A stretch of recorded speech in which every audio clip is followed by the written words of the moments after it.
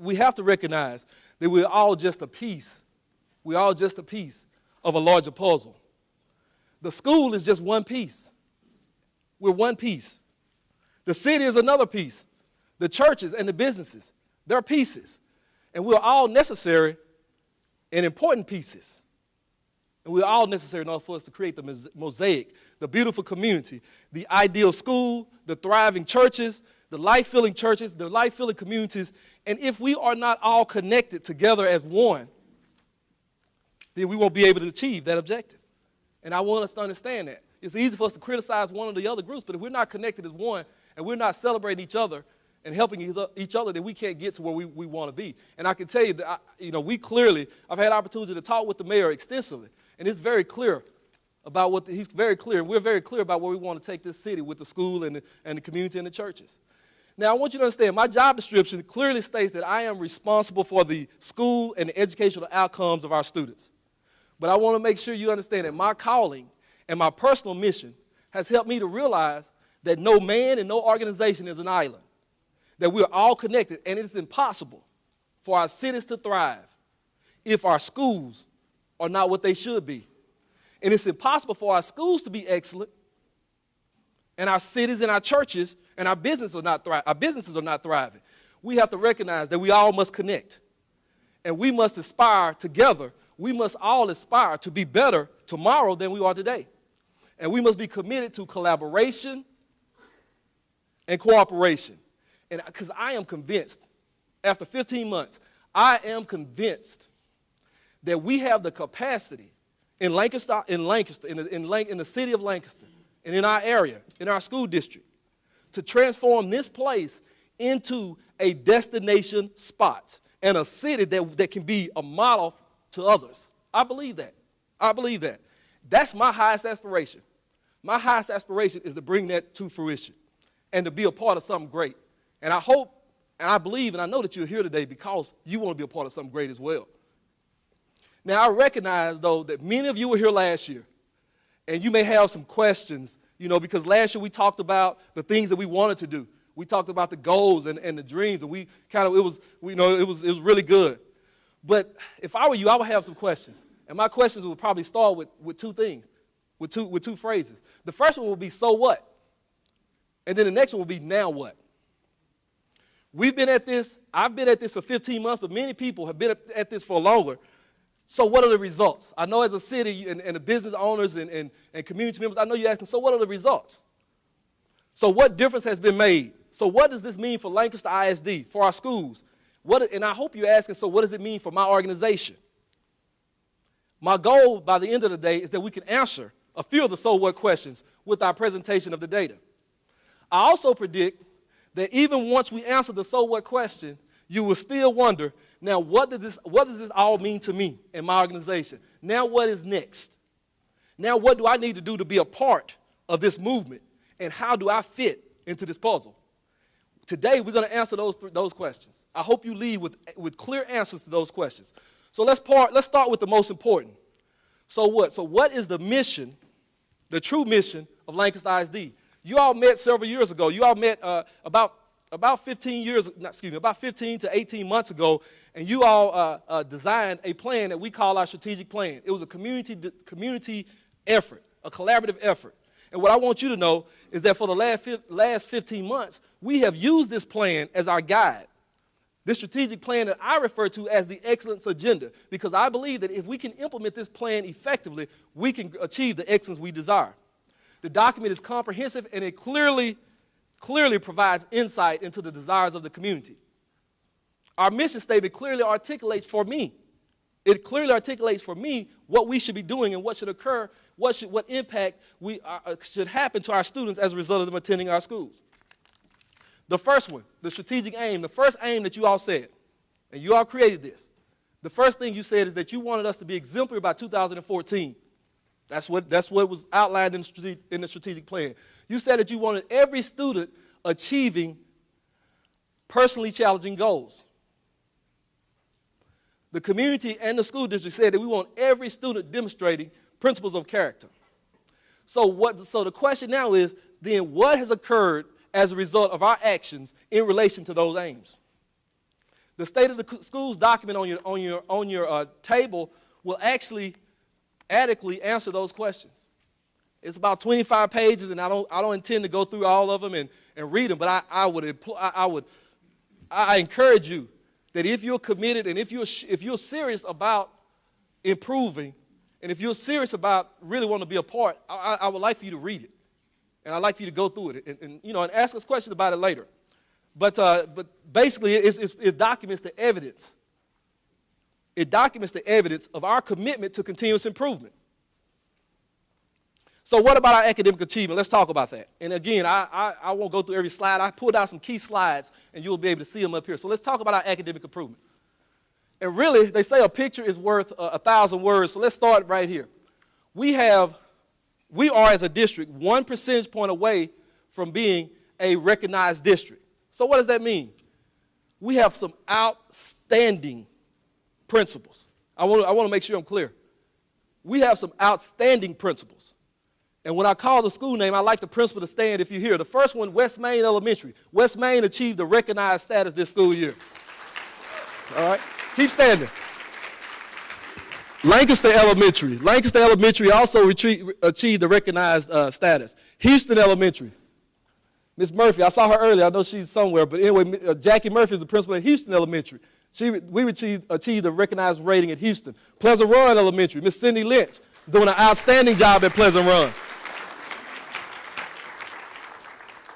Rolling Hills. Now, this is really a success story. And all these campuses are success stories, but Mr. Morrow at Rolling Hills has done a phenomenal job. Mr. Gene Morrow, who was the principal at Rolling Hills before, I'd like him to stand.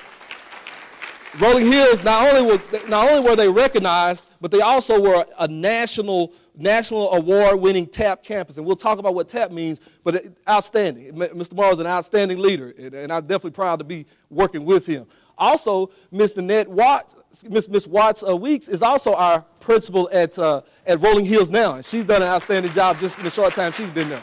All right. And then Rosa Parks, Miss Dr. Mosley, would you please stand? Dr. Mosley has just simply been phenomenal. All right. All right, thank you. So I just wanted to make sure I'm clear that we have leaders. You have leaders. You had leaders here before. These people were here. These people were doing the work, and they've done they've done an outstanding job, and we see the results. All right? So let's look at the data.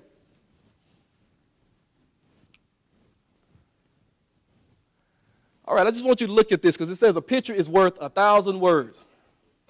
Let's start in 2003. The orange line represents LISD. It represents Lancaster.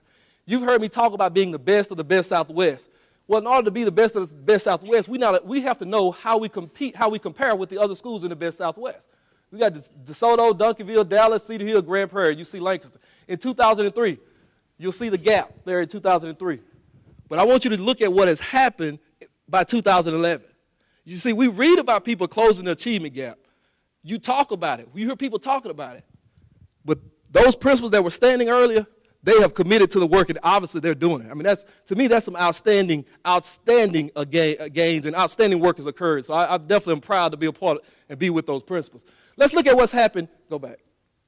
Let's look at what's happened from last year. In 2010, notice the slope of the line. The slope of the line will tell you about the acceleration and the improvement.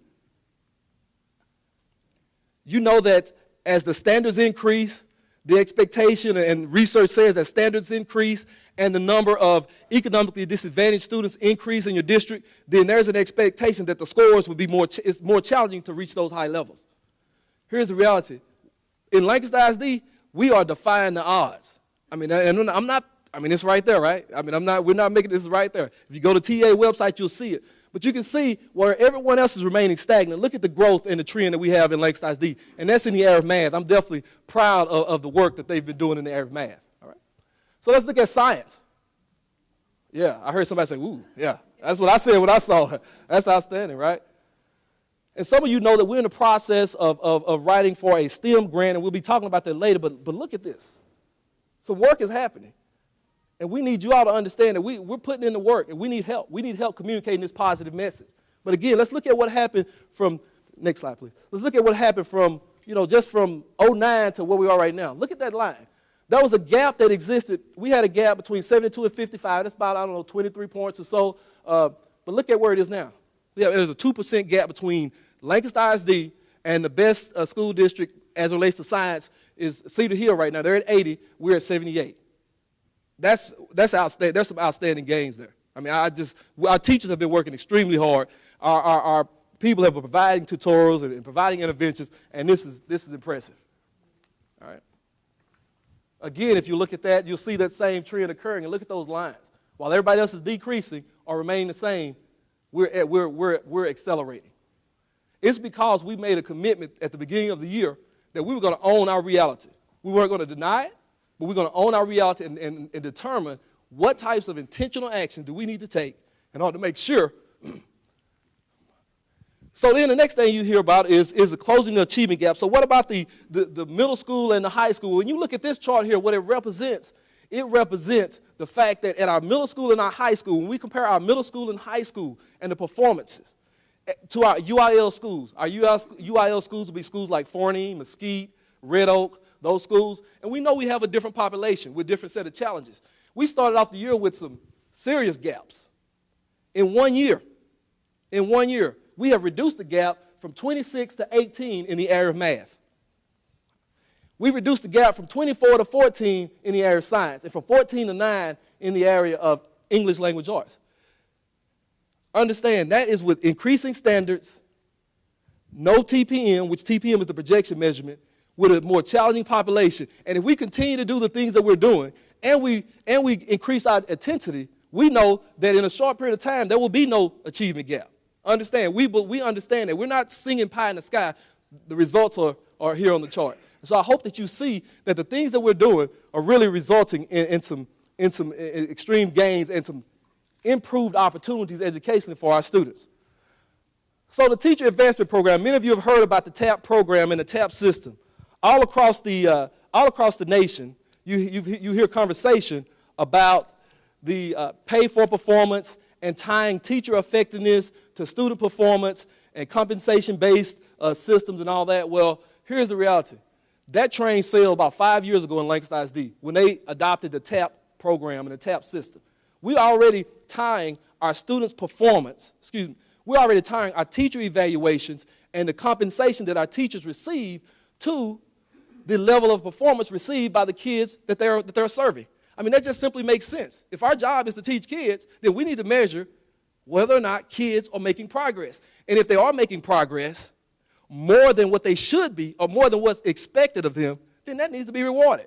We've been doing that in Lancaster ISD for quite some time. And what I'm proud to report is, and I think you have this slide in your book, but what I'm proud to report is that 5 of our elementary campuses have received a score of a 5. And what that means is the students in their school, if they spend a year in their school, they make almost 2 years worth of growth for 1 year. So if we get a kid that's behind, the reason why you see that the graphs increasing at such a high rate, we're focused on making sure, regardless of where a kid is when we get them, we're focused on doing whatever it takes to make sure that they get caught up, and not only get caught up, but accelerate. So we have 5 campuses where kids are entering the grade behind, but by the end of that year, they have gained almost 2 years. All right, that's pretty phenomenal. I mean, there are other districts that are receiving kids that are already on level, and maybe at the end of the year, they're on level, but they're not having to do the things that we're having to do. And I'm not saying I'm not complaining about having to do that. What I'm saying is that we can show people how to educate all kids, regardless of where their parents work, regardless of where their parents graduated or whether they graduated or not, or regardless of how much money their families have. Regardless of all those things, the people that stood up earlier and the teachers have made a commitment, and that's what it takes. It takes a commitment.